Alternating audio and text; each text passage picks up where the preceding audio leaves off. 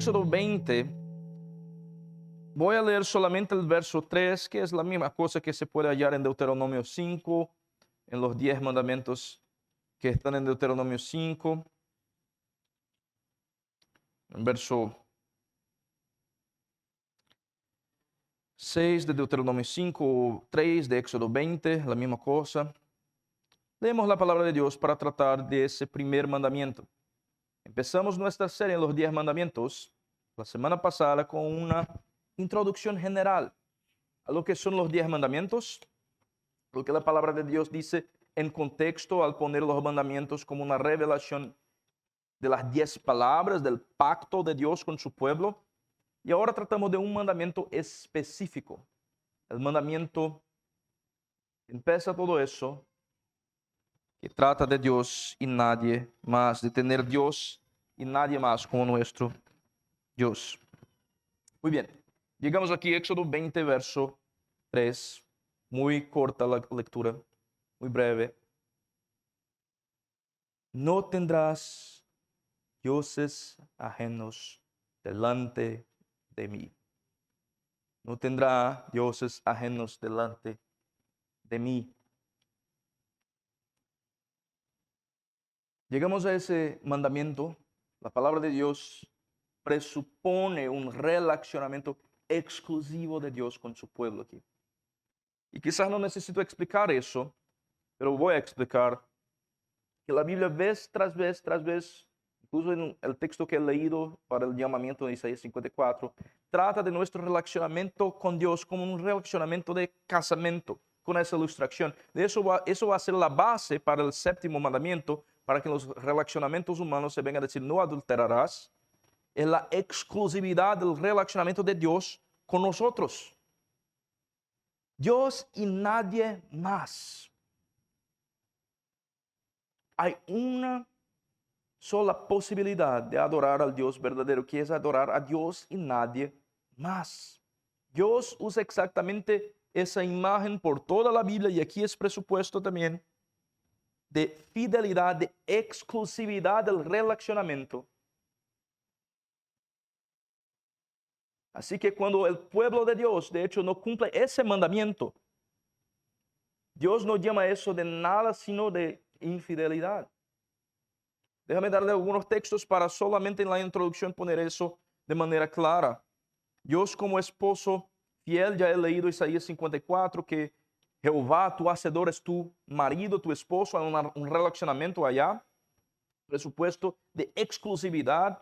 El libro de Oseas como un todo, del profeta Oseas, es una historia verdadera de lo que pasó con Oseas, pero es una ilustración también de cómo Dios, como el marido representado por Oseas, persiste en amar una mujer que es infiel.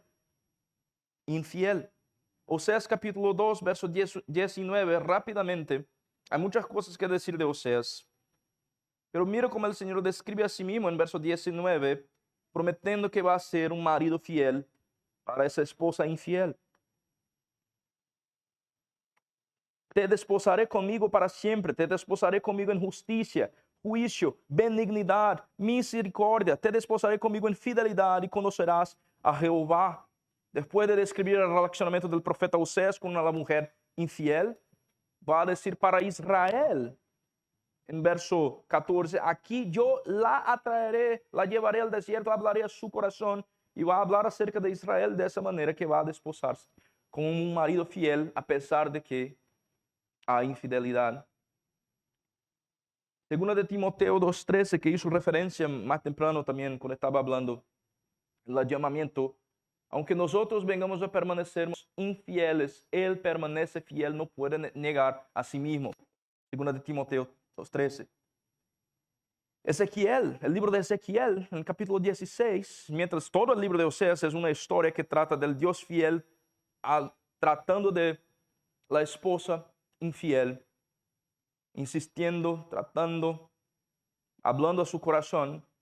El libro de Ezequiel como una parábola en capítulo 16, no el libro todo, capítulo 16 enseña una parábola acerca, y pueden leer después, acerca de una mujer que como huérfana es hallada, sucia, Hay unas imágenes que no quiero leer aquí, que niños quizás van a tener que explicar algunas cosas para niños. Se leo Ezequiel 16 en voz alta aquí. Pero hay algunas imágenes fuertes. Una mujer desnuda, muy sucia, con muchas dificultades. Y Dios trata de esa mujer huérfana, de adoptarla, de tratarla, de amarla. Y después esa misma mujer va a ser infiel y Dios permanece fiel. La Biblia por doquier trata de explicar el relacionamiento de Dios con su pueblo con un relacionamiento de exclusividad. Entonces, cuando llegamos a ese mandamiento, no tendrás dioses ajenos delante de mí, es casi que la contrapartida del mandamiento humano de fidelidad, el mandamiento humano de fidelidad con Dios. Es el equivalente al no adulterarás en nuestro relacionamiento con Dios. Esencialmente, Dios pide de nosotros exclusividad en el relacionamiento con Él. Así que vemos en nuestro texto, eso fue la introducción, vemos en nuestro texto que Dios no pide simplemente el primer lugar, pero el único lugar en nuestra vida. Dios no pide para tener el primer lugar en una serie de opciones que voy a poner Dios como prioridad entre todas esas opciones. Dios está en su categoría propia y en esa categoría de ser Dios solamente hay un lugar exclusivo. El corazón humano que por sí solo no puede dárselo a Dios así, encuentra solamente en Cristo la posibilidad de hacerlo. Y eso va a ser mayormente nuestro mensaje, tratar esas tres ideas que he explicado en esa proposición. Que Dios pide el único lugar, no pide, demanda. El único lugar, que la demanda es total, nuestro primer punto. Pero que hay también una tentación permanente en nuestro corazón de decir que necesitamos de Dios y algo más. El corazón quiere algo además de Dios, en el lugar de Dios, pero no es posible. Ese es nuestro segundo punto que vamos a tratar. Y en el tercer lugar, como Cristo. Solamente en Cristo hay la posibilidad de cumplir ese mandamiento. Y esas cosas están en el texto de diferentes maneras. Cuando el texto dice, no tendrás dioses ajenos delante de mí, se presupone no tener algo, pero se presupone también tener algo, el negativo, el positivo, el rechazo y la afirmación. Y es lo que estamos tratando aquí en el primer y segundo punto. Y en el tercer punto, como el Nuevo Testamento da a nosotros informaciones de el cumplimiento de ese mandamiento. Muy bien, continuamos aquí. Ya tratamos de que debemos siempre tener eso en cuenta, que los 10 mandamientos, las 10 palabras vienen después de gracia. Hay gracia que llega en el pacto. Las 10 palabras llegan con gracia después de un libramiento, después de salvación, después del rescate de Egipto. Aquí está el modo de vivir. Pero, aunque los mandamientos no son la manera de llegarnos a Dios por obediencia, pero no vamos también disminuir o tratar con un bajo patrón o un bajo estándar lo que se pide en los mandamientos. La demanda es total. El primer punto, la demanda es total. Ningún otro Dios tiene lugar legítimo en la vida del pueblo de Dios. La construcción gramatical que tenemos aquí quizás no es tan obvia en español. Cuando dice no tendrá dioses ajenos delante de mí, déjame traducir de manera un poco más literal. No habrá para ti, no existirá para ti Dios otro ninguno. No es simplemente una descripción geográfica, no es simplemente decir que no vas a tener un ídolo, no vas a tener una imagen. Eso va a ser tratado en el próximo mandamiento. Vamos a ver que no debemos tener imágenes, pero no tener Dios delante de Dios, del Dios verdadero, quiere decir que no debe existir en su corazón. No es algo externo va a ser tratado en el próximo mandamiento en una manera de crear dioses, de imágenes, vamos a tratar de eso después. Pero ya se presupone en ese mandamiento el no existir otro Dios delante de Jehová y que todo está delante de Él. No habrá para ti otro Dios delante de mí. Es algo fuerte decir. No es solamente que no debes tener la práctica de ir a un templo pagano y adoración pagana. No, en tu corazón no habrá para ti. Y en singular. No es plural, no es para ustedes en plural como un grupo de personas no pueden adorar, no, cada uno. Usted en singular. Es personal. Es muy personal. Dios no habla a la nación esperando que el individuo se pierda en la masa, pero en dar sus mandamientos a la nación está hablando con el individuo, también en singular. Cada persona responde por sí misma delante de Dios. No es porque todos estuvieron bajo la nube, dice Pablo en 1 Corintios 10. Muchos estuvieron bajo la nube, muchos estuvieron bajo la columna de fuego o delante de la columna de fuego. Pero muchos en el desierto que estuvieron siguiendo a Moisés se perdieron el camino. Hacer parte de ese colectivo del pueblo de Dios visible no fue una garantía que fueron salvos o que conocieron el Dios verdadero.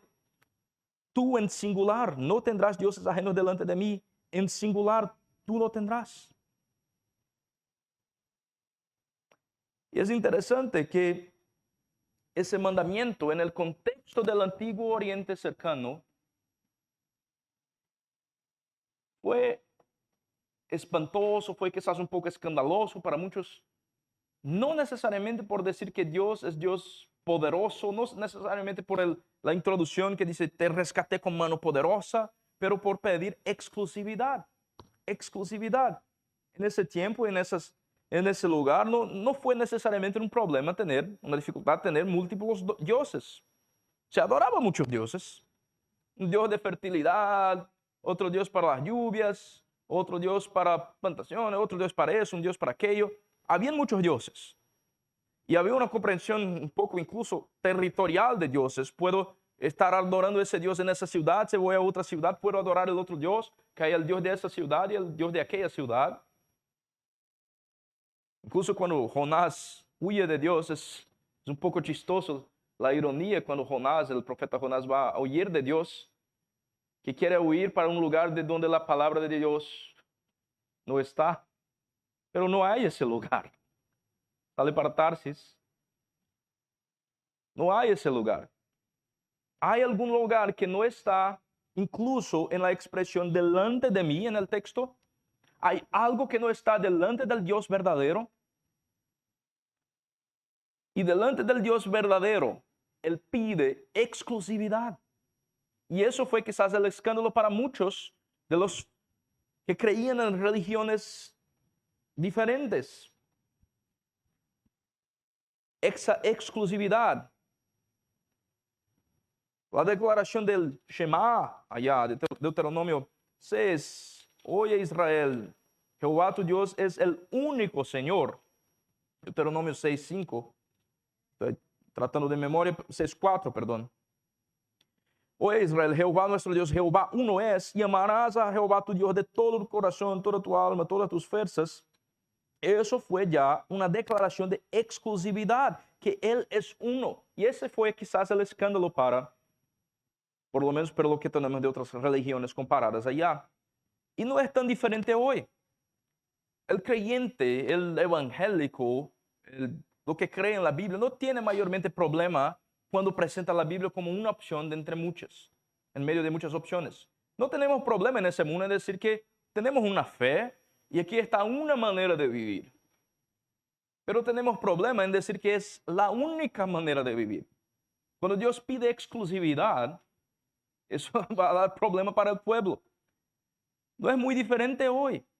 Las personas buscan religiones, buscan dioses ajenos y no se enojan tanto con el cristianismo hasta que el cristianismo y la Biblia venga a ellos y venga a decir, demandamos exclusividad.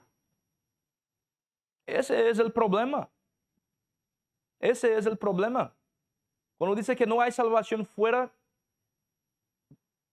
de Jesucristo, que Él es el único camino, verdad y vida, es donde viene el problema, la dificultad, el rechazo. Mientras Jesucristo es uno en medio de muchos, una idea buena, una persona buena, una buena enseñanza, no vas a tener mucha dificultad con sus amigos, con su familia, con los demás en ese mundo. Pero cuando hay una demanda que es total, y la demanda de la Biblia es total, cuando tomamos en serio la palabra de Dios, tenemos persecución en ese mundo. Lo que hacía único a Israel no era creer entonces en un Dios poderoso. Todos los dioses falsos son descritos como poderosos y no son dioses, sino en un que exigía adoración exclusiva. Los panteones de los dioses fueron muy tolerantes y aún son hoy. Yo creo que el cristianismo es la única religión que es verdaderamente exclusivista en ese sentido. Que lo controversial no era el poder de Jehová, era su demanda de ser adorado solo, como un esposo fiel que tenía solamente una mujer y que debería tener una relación de fidelidad entre la mujer y Dios. Y la mujer se describe aquí como el pueblo de Dios. El pueblo de Dios en general, ese es el lenguaje. Pero también ya he explicado eso, que ese delante de mí no es una limitación geográfica. Eso fue un poco de escándalo también para los dioses de ese tiempo, o las concepciones de dioses de ese tiempo que las personas tenían. Un Dios omnipresente, que está por doquier, que controla a todo. No hay limitación geográfica en ese delante de mí.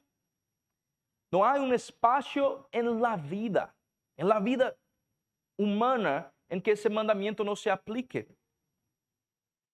Mi trabajo, mis relacionamientos, mis pensamientos, no hay nada que esté no delante del Señor. Todo está delante del Señor. No hay área de tu vida donde este mandamiento esté suspendido. Nuestras ambiciones, nuestros deseos, delante del Señor tenemos solamente un Dios. No podemos tener dinero, relacionamientos, ambiciones, planes que vengan a funcionar como dioses en nuestras vidas. El mandamiento tiene sí un patrón, un estándar muy alto.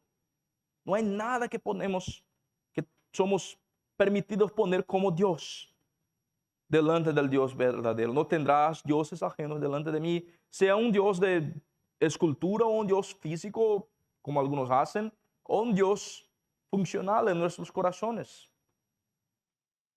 Así que tenemos como una aplicación ahora pensar que ya que nada está fuera del control del Señor, si huyo lo más profundo del mar, si puedo volar a los cielos, tú conoces todo, Salmo 139. Bien, entonces no podemos reducir el cumplimiento de ese mandamiento a los espacios que llamamos de religiosos. Dios no es mi Dios porque yo vengo a la iglesia.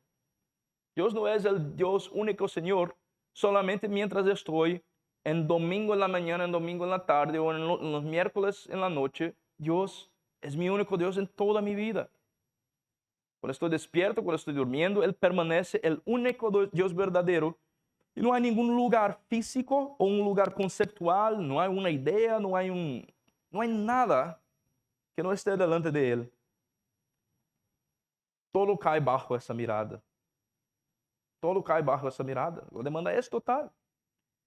Pero también, como ya he explicado, ese mandamiento habla individualmente con cada persona. Tú, usted individualmente. Así que no debemos esconder a nosotros detrás de la comunidad, de la familia, de los relacionamientos que son buenos. Déjame decir más claro. En portugués, en Brasil decimos filho de peixe é peixe. Filho de peixe, peixinho é.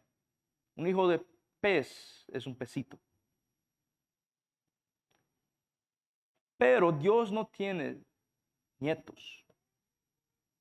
Eso no se aplica a las cosas espirituales. Hay un relacionamiento individual de cada persona con Dios. Un hijo de creyente no es creyente automáticamente. Dios solamente tiene hijos, no tiene nietos.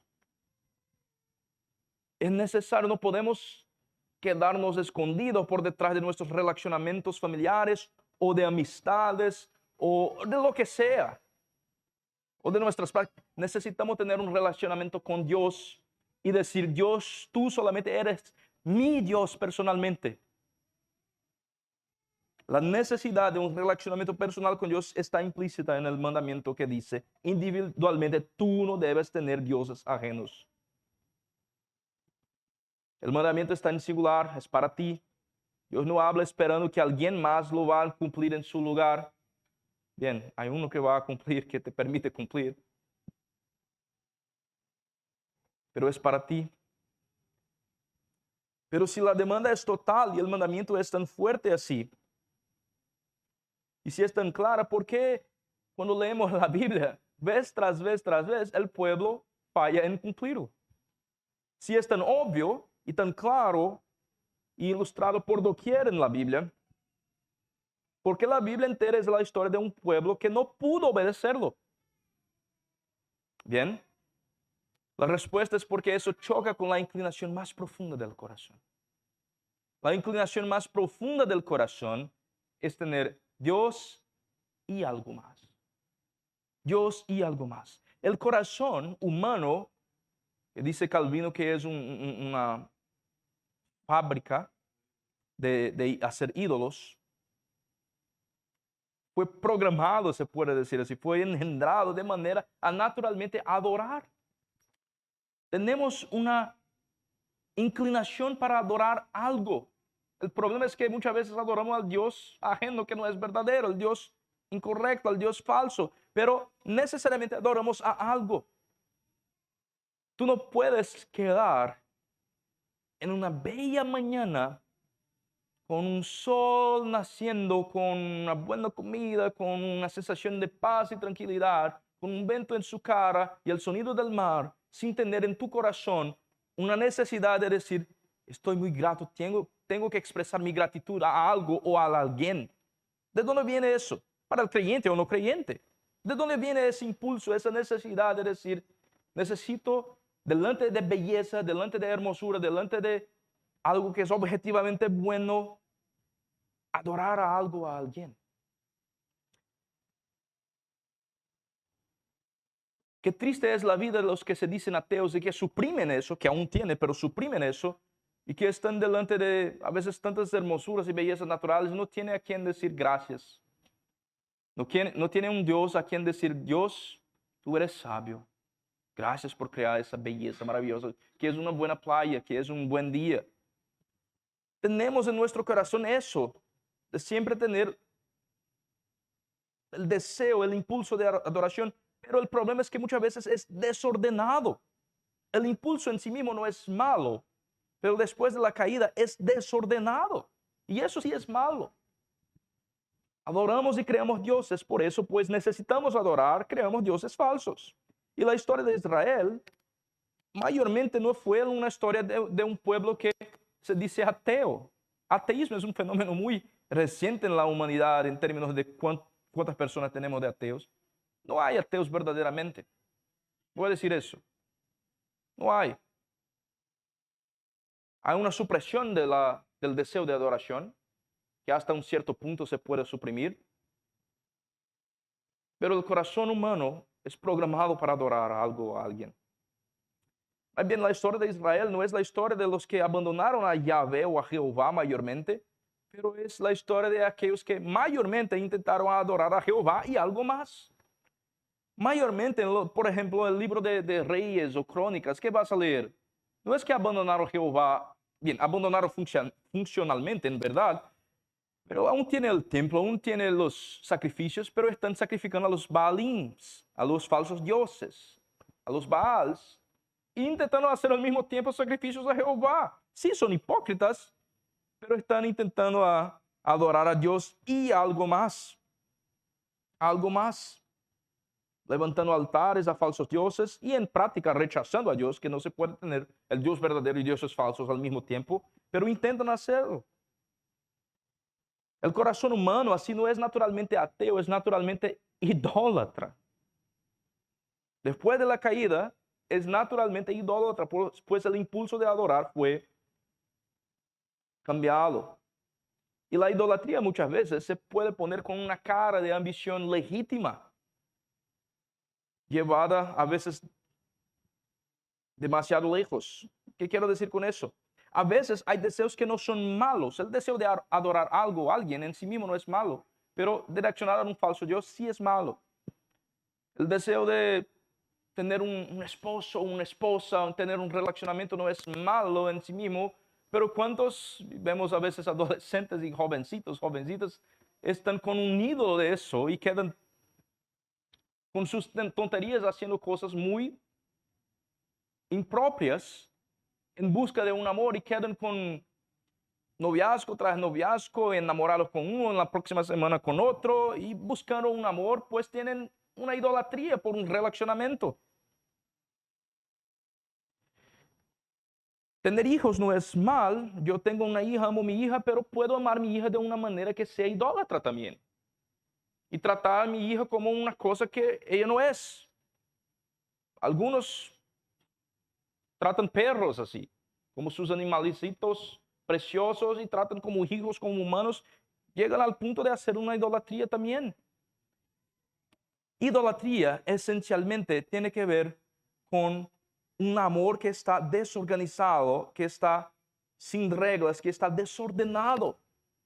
Y es preocupante y es difícil de tratar, pues muchas veces tiene que ver con deseos que a principio son legítimos, pero desordenados son pecado.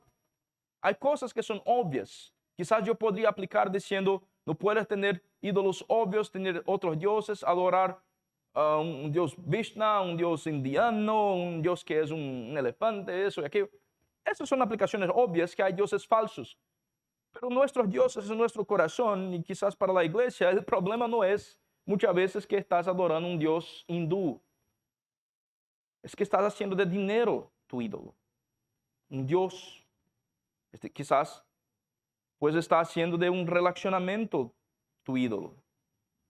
Entonces el corazón humano hace de cosas buenas incluso ídolos. De una relación buena que puede ser convertida en una necesidad absoluta de seguridad financiera, que es una buena excusa para amar dinero y ser elevada a un Dios funcional. Hacemos ídolos. La tentación es permanente de tener Dios y algo más. Parece que a nosotros a veces Dios no es suficiente. Y lo que convierte algo bueno en ídolo es pedirle lo que solamente Dios puede dar. Es pedir de un relacionamiento una satisfacción que no puede venir de ese relacionamiento, pues tu esposo o tu esposa no es Dios. Son pecadores tanto como tú es. Y si tienes expectativas, deseos y esperanza de satisfacerse en tu esposo o en tu esposa, como debería satisfacerse en Dios, tener satisfacción en Dios, vas a hacer de tu esposo o tu esposa un ídolo. Y va a hacer tonterías. Y va a ser un peso y una carga para él que no puede ser Dios para usted. Y eso vale para muchas otras cosas.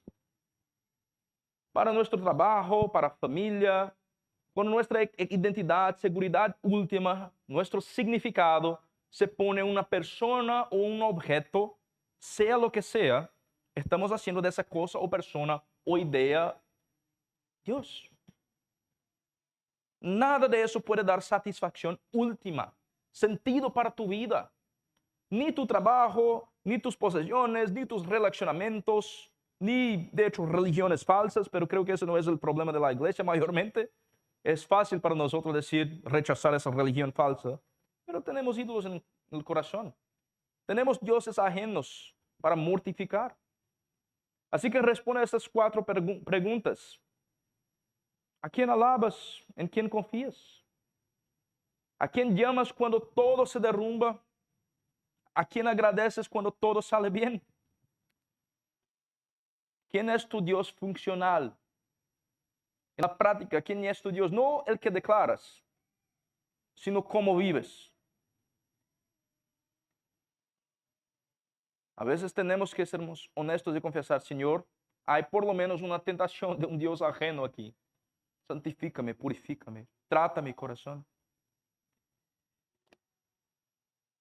Y deja también que la historia de Israel, que ya he explicado un poco, funcione como espejo, no solamente como una advertencia lejana. Lo incómodo mayormente no es que Israel fuera pagando solamente y rechazaba a Dios totalmente, sino que a menudo confesaba a Yahvé y a otros dioses.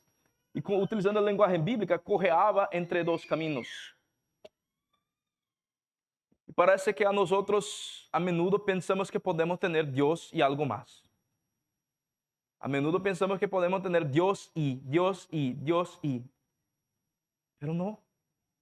En ese lugar de ser Dios, de dar satisfacción última, de proveer salvación, de establecer mi identidad, solamente hay un lugar que puede ser ocupado en esa categoría de Dios. Por eso que estaba diciendo al principio que Dios no te pide para ser el primero en una lista de muchas otras cosas. Él ni mismo está en esa lista, ni mismo está en esas categorías. No es que Dios es el primer de entre muchas cosas. Él está sobre todo y afecta todo. Y tiene control y autoridad sobre todo. Y quizás sea una área de tu vida que no das control a Dios, quizás ese es tu ídolo funcional. Ni mismo está en la categoría de para quedarse en el primer lugar de entre muchas opciones. Está sobre todas las opciones.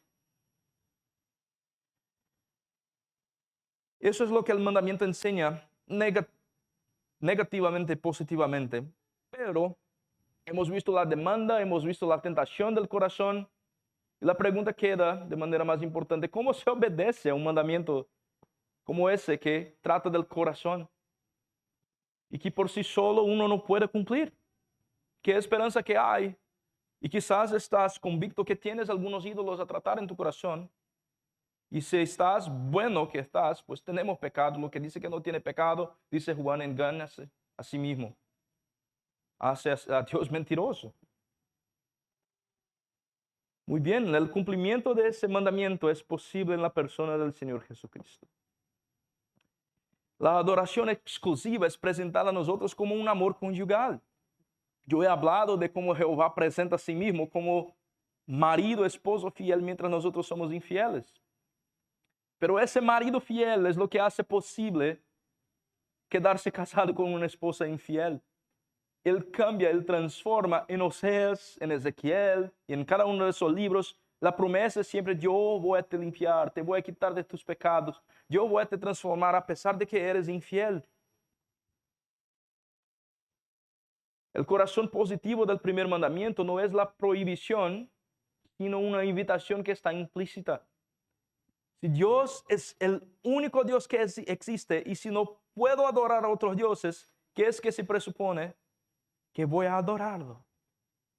Y esa invitación a adorar a Dios es una invitación a llegar a un relacionamiento exclusivo con Dios, y en esa exclusividad de ese relacionamiento podemos disfrutar de todo gozo, de toda alegría, de todos los privilegios de tener un relacionamiento con el Dios verdadero. Mientras estás quizás soltero, hay privilegios que bien mayormente no vas a tener hasta que sea casado. Hay una intimidad en el casamiento que permite disfrutar de algo único, de la exclusividad del relacionamiento. Y hay algo así también similar aquí. Hay algo similar aquí. Amarás al Señor tu Dios con todo tu corazón, toda tu alma, toda tu mente. La imagen del matrimonio no es solamente una ilustración, es la teología del pacto. Y los profetas confrontaron esa idolatría de Israel con esa misma imagen, sí, pero también presentaron vez tras vez en el Antiguo Testamento la fidelidad conyugal, no como una restricción, como una condición para una intimidad más profunda. Y así lo es con nuestro Dios. Mientras no debemos adorar a falsos dioses, es verdad, también tenemos el privilegio de la exclusividad del relacionamiento con un Dios que entrega a sí mismo para nosotros. El primer mandamiento en el Nuevo Testamento tiene un nombre y su nombre es Jesucristo. Hay uno solo Dios, dice 1 de Timoteo 2:5, uno solo mediador entre Dios y los hombres, Jesucristo hombre. Solamente un camino, dice Juan creo que 8:34, verdad y vida, que es Jesucristo. Así que el primer mandamiento no se queda debilitado en la persona de Cristo, él llega a su destino en él. Cristo es la imagen del Dios invisible. Ver a Él es ver al Padre. El Espíritu que escribe la ley en nuestro corazón permite que esa adoración exclusiva venga a dar frutos por medio de la regeneración. No como una manera de llegarse a Dios. No adoramos a Dios como una manera de llegarse a Dios. Adoramos a Dios pues ya llegamos a Dios. Otra vez Él ya ha rescatado el pueblo del Egipto. Ahora adoramos a Dios pues ya fuimos hechos pueblo. Y esa es la esperanza. En Sinai el pueblo tembló, pidió no escuchar más esa voz con miedo. Moisés, habla tú con nosotros, no podemos ver a Dios que está allá. Pero en la transfiguración, en el Nuevo Testamento, cuando Jesús está allá, la voz misma del cielo que baja dice, este es mi Hijo amado, a él oíd. Lo que Israel no pudo sostener, Dios por su iniciativa llegó a revelar. Cristo lo cumplió. Y en Él tenemos el cumplimiento posible para nosotros. En la presencia de Cristo con Dios, abriendo el camino para nosotros, tenemos acceso a la presencia de Dios para adorarlo perfectamente en el Santo del Santos, el lugar de más intimidad, más cerca de Dios. Él abrió eso para nosotros. Así que conocer a Cristo no es una opción adicional a la vida religiosa, es la única manera de obedecer a ese mandamiento. No hay una adoración genuina que pase por alto a su Hijo, que no pase por conocer a Jesucristo. Obedecer el primer mandamiento hoy, con más revelación, significa de hecho adorar al Padre en el Hijo por medio del Espíritu. Adorar al Dios verdadero y volver a Cristo cada vez que el corazón se divide. Y deja que el primer mandamiento así para usted, mi amado hermano, hermana, sea una liberación. Sea una liberación, que el mandamiento, la regla venga te permitirá tener ese lenguaje para comunicarse con Dios. No una carga. Tener uno solo Dios así significa que no tienes que servir a todos los demás. No estás más bajo la carga de un falso Dios. Qué mal es tener un mal jefe que es injusto, que pones cargas injustas sobre tus espaldas, pero qué bueno es tener un buen jefe. Qué mal es estar bajo el dominio del pecado y de Satanás, pero qué bueno es estar bajo el dominio del Dios verdadero, de Jesucristo nuestro Señor, donde el cumplimiento de la ley no es, de hecho, una carga. Adorar a Dios no es un peso, es una alegría. Por eso que el Señor Jesús invita a nosotros y dice, venid a mí todos ustedes que estáis trabajados y cargados, y yo os haré descansar. Adorar a Dios para nosotros es descanso. Esa intimidad, ese relacionamiento exclusivo no es una limitación. Si amas a tu esposo, si amas a tu esposa, tener un relacionamiento exclusivo con él o con ella no es peso, no es carga, es alegría. Si amas a Dios, tener un relacionamiento exclusivo con ese Dios, que es el único que existe de hecho, no es carga, no es sufrimiento decir, oh, qué sufrimiento, no voy hoy a prestar sacrificios a un Dios ajeno. No. Oh, qué sufrimiento, no estoy bajo las ansiedades que los ídolos me traen. No, tengo paz de espíritu, pues estoy bajo el control del Dios verdadero. Y el lado positivo de eso, no tendrás dioses ajenos delante de mí, es decir, voy a tener mi Dios verdadero delante de mí todos los días de mi vida. Es decir, con Salmo 23, voy a la casa del Señor a adorarlo hasta el fin de mi vida. No es carga. Cumplir ese mandamiento no es carga. Sí tienen un patrón, un estándar muy alto. Sí excluye todo lo demás. Pero al poner a Dios en el centro, da a nosotros todo lo que necesitamos. No necesitamos de nada más. Es Dios y nadie más. Es Dios y nadie más que somos llamados a adorar, pues no podemos adorar ningún otro Dios. Pero es Dios y nadie más que necesitamos, pues no necesitamos de ningún otro Dios. Es Dios y nadie más. Así que deja que el primer mandamiento sea una liberación, no una carga para usted. En el Sinai el pueblo pidió a un mediador, siglos después tenemos ese mediador, a Jesucristo, y a Él que miramos. A Él que miramos. Así que no tendrás dioses ajenos delante de mí.